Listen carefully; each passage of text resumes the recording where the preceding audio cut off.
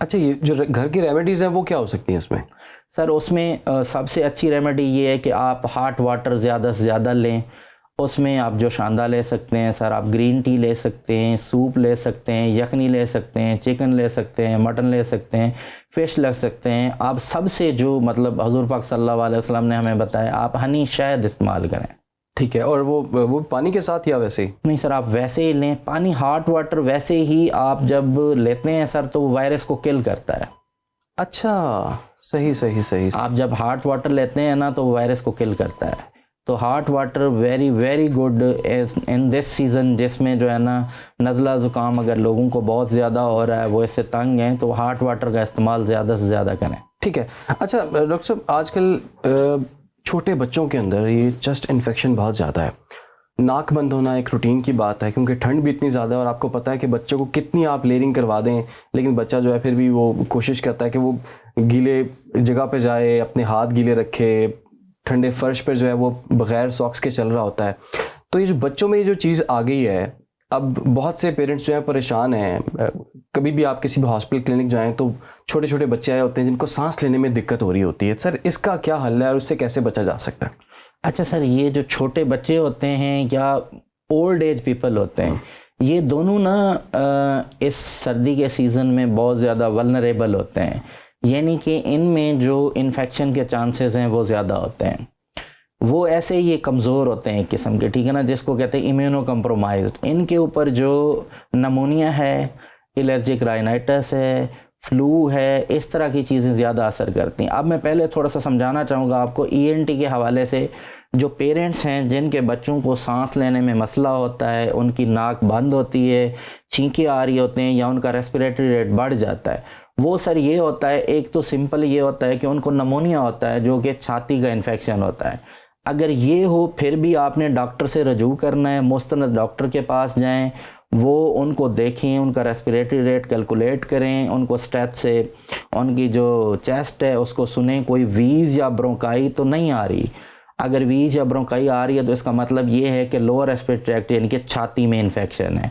अगर वीज़ या ब्रोंकाई नहीं आ रही तो इसका मतलब ये है कि लोअर रेस्पिरेटरी ट्रैक्ट, छाती का, लंग्स का इन्फेक्शन नहीं है। फिर उन बच्चों में या तो टॉन्सिलाइटिस होता है, उनके टॉन्सिल इनलार्ज होते हैं, उनका गला ख़राब होता है, उस वजह से उनको फ़ीवर हो रहा होता है, या फिर नाक के पीछे, नाक के नीचे जहाँ पे नाक खुलता है गले के अंदर, एक गदूद होते हैं, that is known as adenoid.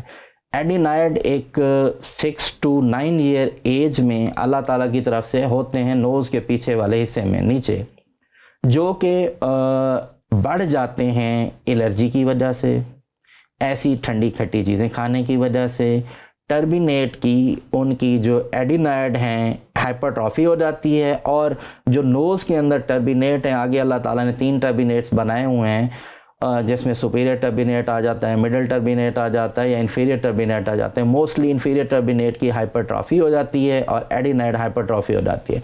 अब उस एडिनॉइड हाइपरट्रॉफी की वजह से बच्चों को सांस लेने में मसला होता है, इवन खराटे भी आ सकते हैं, और उसके जो असरात हैं वो चेहरे पे बच्चों के नुमायाँ होना शुरू हो जाते हैं। उनके जो कान हैं उनमें असरात नुमायाँ होना शुरू हो जाते हैं, उनके जो टीथ हैं उनमें ओवर क्राउडिंग शुरू हो जाती है, उनका जो फेस है वो एलांगेटेड यानी कि लंबोतरा होना शुरू हो जाता है। तो ये मसले मसाइल शुरू हो जाते हैं, उनको सांस लेने में दिक्कत हो रही होती है। जो उनका मिडल लेयर है, यानी कि अल्लाह ताला ने कान के 3 हिस्से बनाए होते हैं, external layer, middle layer and internal layer. Between the inner ear and the middle layer there is a tympanic membrane, वहाँ पे कान का पर्दा होता है। अब होता ये है कि जब एडिनॉइड की हाइपरट्रॉफी होती है सर, तो वो एस्टेशन ट्यूब जो कानों को दोनों साइडों के ऊपर कनेक्ट करती है, जब एस्टेशन ट्यूब ब्लॉक होती है तो मिडिल एयर की जो एरिएशन है, मिडिल एयर की एरिएशन नहीं हो रही होती, वो ब्लॉक तो हाँ जी, होता क्या है सर, वो कान के पर्दे के पीछे या तो पानी जमा होना शुरू हो जाता है या पस जमा होना शुरू हो जाती है। उस वजह से बच्चों में एयर के इन्फेक्शन बढ़ जाते हैं और नाक, कान, गले के इन्फेक्शन बढ़ जाते हैं, जिसकी वजह से बच्चों को इवन बहरापन भी हो सकता है, या बच्चों के कान के पर्दे के पीछे जब पानी पड़ता है तो उसको वो हम बोलते हैं doctor ENT consultant otitis media with effusion. ठीक है। अच्छा, एक और चीज़, कान में जो वैक्स होती है उसको कुछ लोग डेली बेसिस पे साफ़ कर रहे होते हैं, और कुछ डॉक्टर्स का ख्याल है कि इसको नहीं साफ़ करना चाहिए, ठीक है।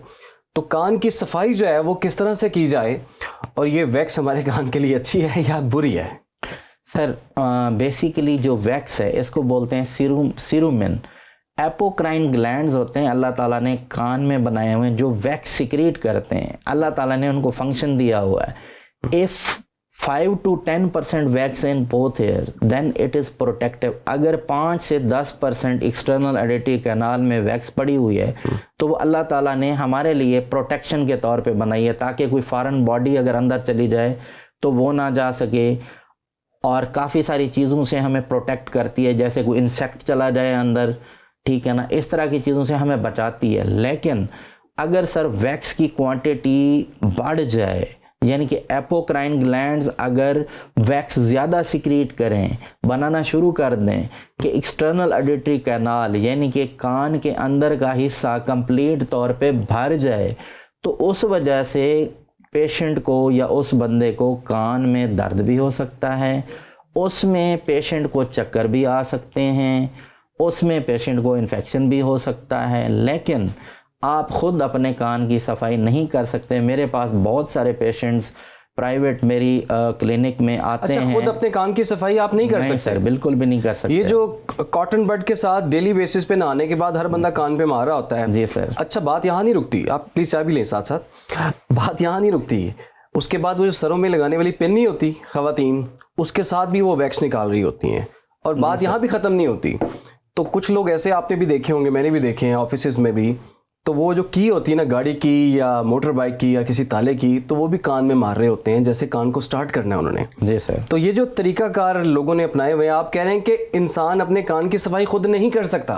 एब्सोल्युटली नो वे कि कोई भी इंसान, अगर कोई डॉक्टर भी है, ENT कंसल्टेंट भी है जो ख़ुद भी पेशेंट्स की ट्रीटमेंट करता है, वो अपने एयर की सफाई नहीं कर सकता।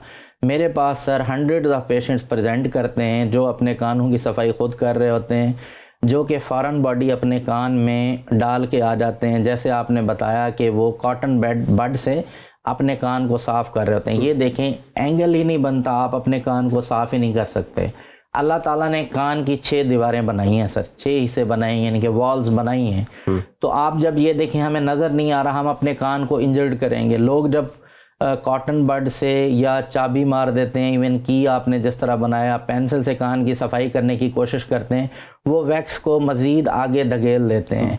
जब वैक्स आगे जाती है, वो मज़ीद अपने कान का जो पर्दा होता है, जिसको टेम्पेनिक मेम्ब्रेन कहते हैं या एयर ड्रम कहते हैं, उसको सर फाड़ देते हैं, उसमें सुराख कर देते हैं। फिर उनको ब्लीडिंग स्टार्ट हो जाती है, मज़ीद एयर के इन्फेक्शन शुरू हो जाते हैं, उनमें ओटाइटिस एक्सटर्ना शुरू हो जाता है।